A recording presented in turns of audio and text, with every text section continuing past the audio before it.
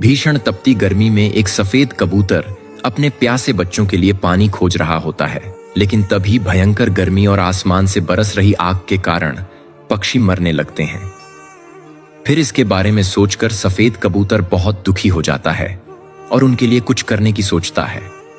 फिर वह जमीन में एक गड्ढा खोदकर एक छोटा सा पौधा लगाता है और फिर प्रतिदिन बड़ी मेहनत से उसे मटके से पानी देता है और उसकी देखभाल करता है। धीरे धीरे उसकी मेहनत रंग लाती है और वहां हरियाली लौटने लगती है। आखिरकार वह पौधा एक बड़ा हरा भरा पेड़ बन जाता है जिस पर बहुत से पक्षी बैठने लगते हैं। फिर समय के साथ बहुत से पक्षी उस पेड़ पर अपने लिए घोंसले बनाते हैं, जिनको देखकर कबूतर बहुत खुश होता है। लेकिन फिर एक दिन एक विशाल गुस्सैल भालू आकर के पेड़ को हिलाने लगता है और पक्षियों के सभी घोंसलों को नीचे गिरा देता है।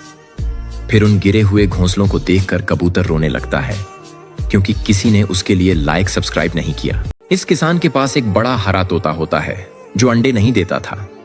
किसान ने बहुत कोशिशें की, लेकिन फिर भी कोई हल नहीं निकलता। तो फिर किसान गुस्से में आकर एक लाल दवाई लाकर तोते को पिला देता है, जिसके कारण तोता बहुत सारे अंडे देता है, जिनको देखकर किसान खुश होता है। फिर उन अंडों को टोकरी में रखकर किसान बाजार में बेचने के लिए चला जाता है। बाजार में उसके सारे अंडे बिक जाते हैं और किसान को खूब पैसे मिलते हैं। लेकिन वापस लौटते समय एक चोर किसान से पैसे छीनकर भागने लगता है। तभी तोता चोर पर हमला कर देता है और चोर पैसा फेंककर भाग जाता है। फिर तोता पैसों को वापस किसान को दे देता है, लेकिन फिर तोता रोने लगता है क्योंकि किसी ने उसके लिए लाइक सब्सक्राइब नहीं किया।